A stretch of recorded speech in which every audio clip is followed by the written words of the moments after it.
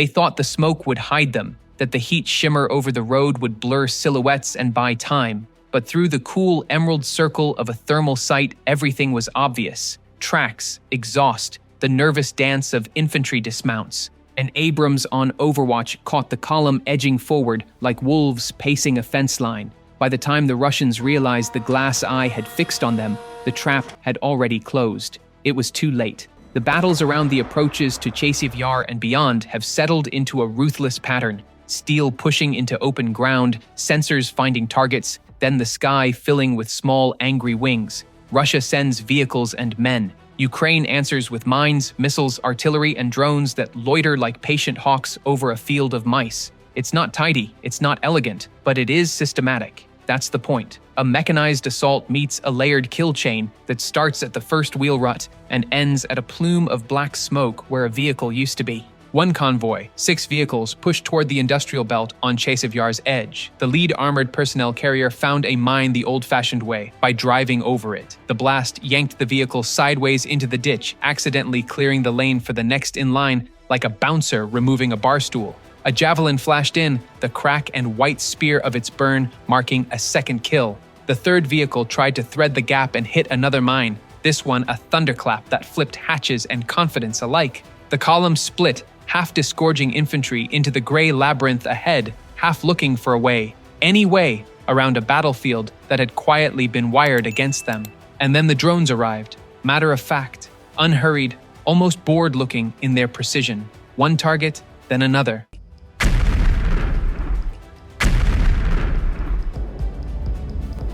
A tank that tried to reverse out of the mess bounced its right track directly onto a mine, rocking to a halt as if it had just realized the road itself was the enemy. An APC under the crosshair of a quadcopter took a clean hit. The next one forward burst into flames after a second FPV stitched across its glices. At the building where a surviving vehicle managed to dump troops, the welcome committee was a booby trap of overlapping fires. Drones probing the windows, an RPG gusting down the alley, and a long rifle cracking from somewhere you couldn't quite place. The structure buckled. What started as a cautious advance devolved into an argument with gravity and explosives, and gravity always wins. Retreat is a tactic, not a moral failure, unless the route out is mined. The first Russian vehicle trying to slip back found that out with a wheel-ripping thud. Artillery tried to close the gate, walking shells across the exit. But in the end, it was the old faithful, an anti-armor team with another Javelin that reached up and tapped the last mover on the nose, turning steel into campfire. When the dust settled, the line of advance had become a grave marker, each crater a punctuation mark at the end of a sentence that started with go and ended with don't. You would think that would be enough of a lesson for one day. It wasn't. Reconnaissance reported 2 more APCs forming up with a platoon plus 17 infantry, split into 3 elements like a school of fish trying to confuse a shark. The shark, in this case, was Ukrainian artillery, and it was hungry. High explosives smacked the open ground first. Then cluster munitions jittered the earth with a shimmering curtain of sub-munitions. An APC that tried to cover the break was spotted, plotted, and swatted. When the survivors finally dug into bunkers, a drone nosed along a pipeline that was supposed to be a safe lane, found the firing slit, and dropped the sort of gift that ruins blueprints and afternoons. First drone clears, second drone finishes, third drone slips in and locks the door behind it. Close air support, but with propellers and a GOPRO.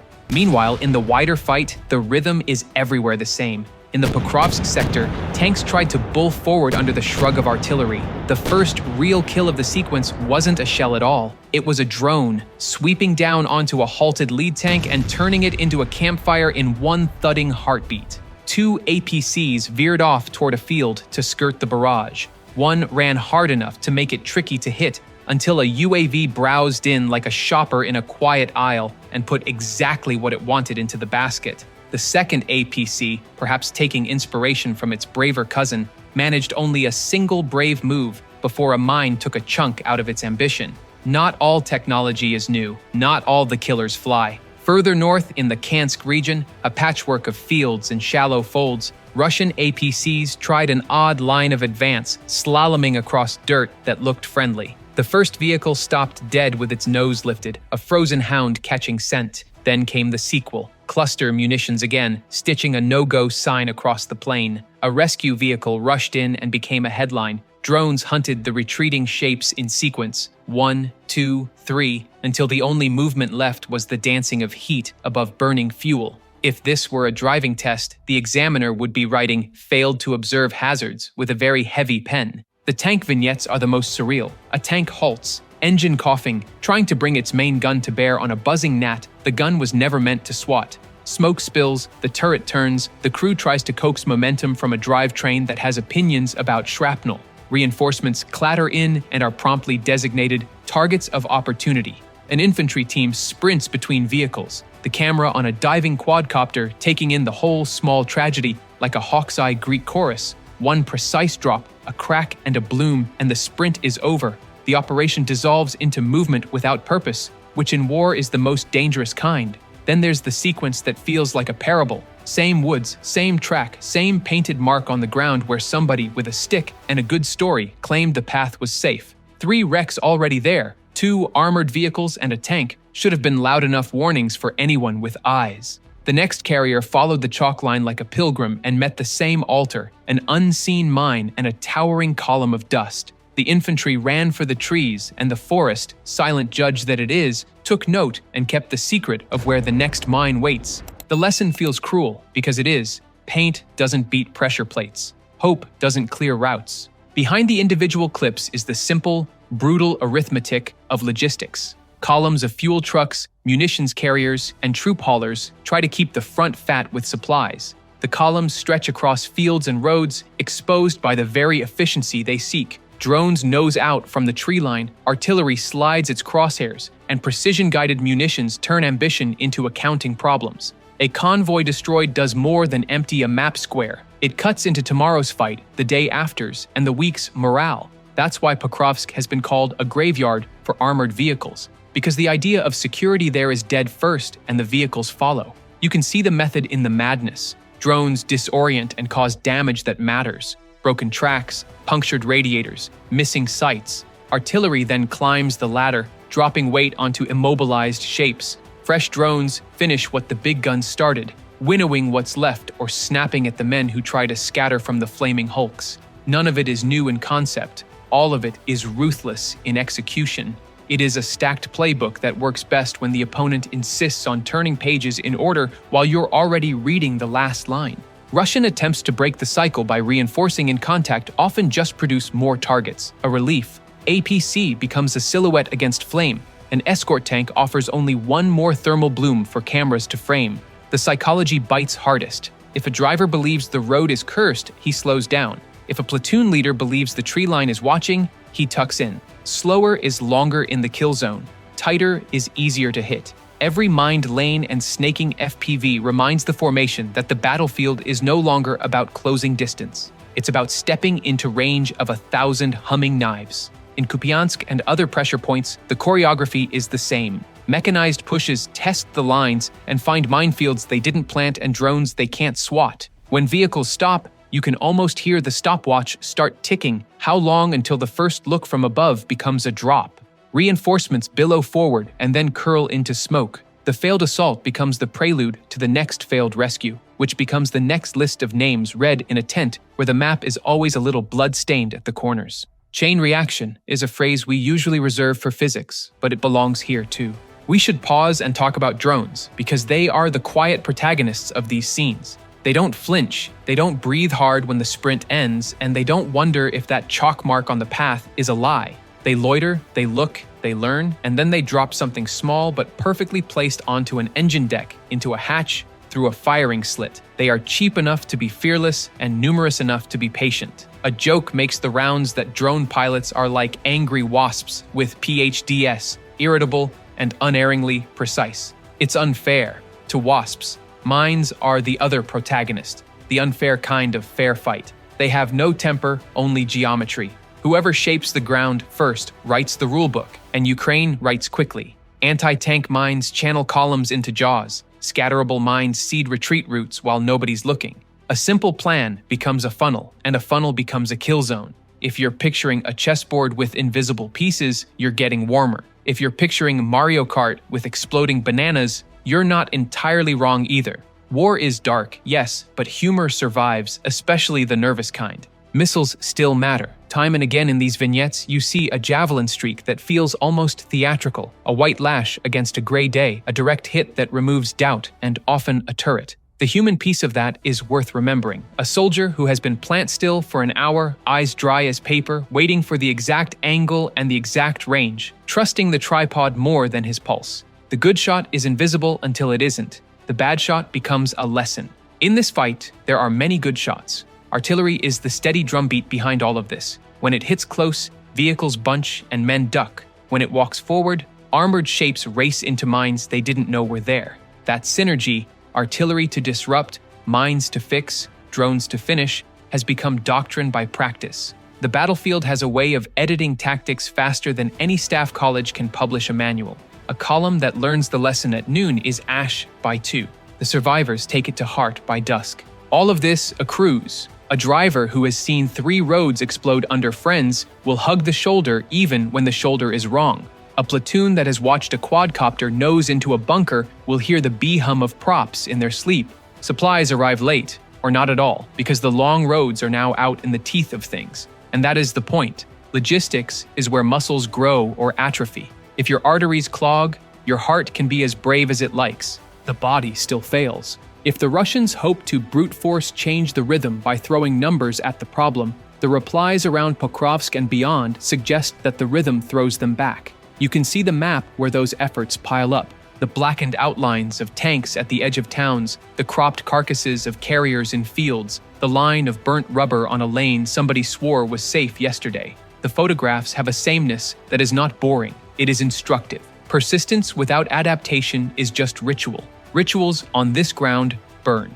We should talk about morale because morale is a currency. A unit that expects its convoy to arrive intact fights like it has a future. One that doubts spends courage foolishly or hoards it. That is why these interdictions and kill zones matter as much as the numbers on a loss chart. Soldiers are human. They notice patterns. And the pattern around these corridors is that movement equals exposure and exposure equals fire. You can bully men into many things. You cannot bully them into silence when the sky buzzes. Nothing here is invulnerable, of course. Drones can be jammed, mines can be cleared, javelin teams can be found and shelled. But the cost of undoing a layered defense grows with each added layer, and the layers here are deep. If your toolkit is a hammer and a prayer, this fight makes you pay cash and blood at the same register.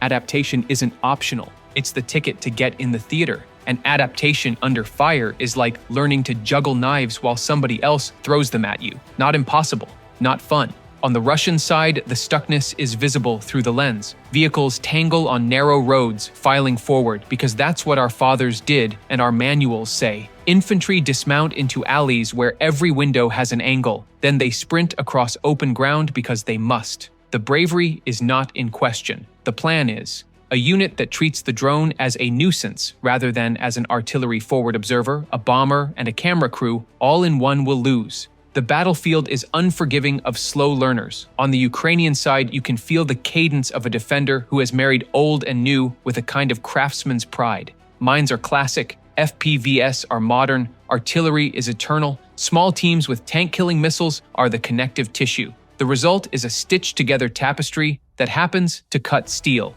If the phrase "combined arms" is the textbook, this is the field note scribbled in rain with dirty hands. Combine the right arms in the right order at the right time, and you will turn somebody else's advance into your ammo resupply. That's logistics too. Captured fuel, captured tracks, captured lessons. There is a subtlety worth enjoying here, even if enjoying feels like the wrong verb. Many of these sequences start with something small, one mine, one drone, one shot, and end with something big, an entire company's momentum evaporated. That's asymmetric not just in gadgets, but in thinking.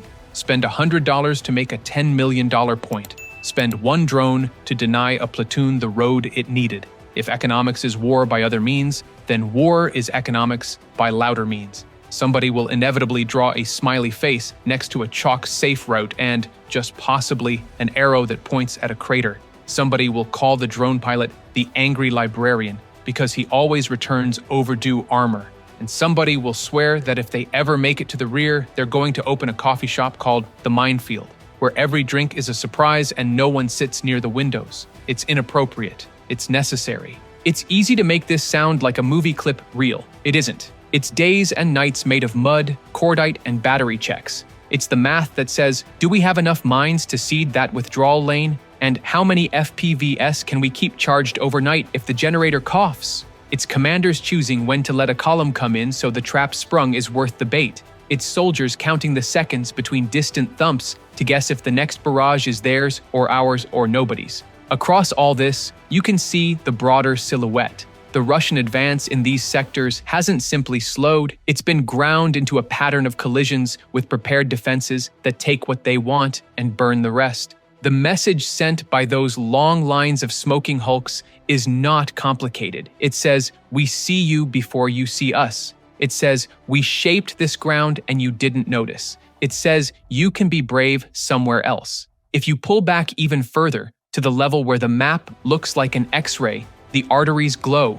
Cut them and the body staggers. Keep cutting and the body falls. That is why you see these convoy strikes over and again, why the video looks repetitive until you realize repetition is the tactic. Every day a truck doesn't make it, a tomorrow doesn't happen. That's how strategy turns into footage, and footage turns into history. It's not an accident that the angles are the same. It's a design feature, and about that Abrams in the first frame, the glass eye that saw too much. Whether it fires or simply stares, it changes behavior. That is what modern armor can do even when its gun is silent. Turn presence into pressure, pressure into mistakes. In a fight where drones kill and minds decide, the big cat still matters as a watcher, a hunter-killer optic married to experience. Someone in that column felt the gaze and knew, in a bone-deep way, that the day had just developed a second horizon. You don't need a narrator to tell you what too late feels like. You can see it in the way a vehicle hesitates. So where does this go?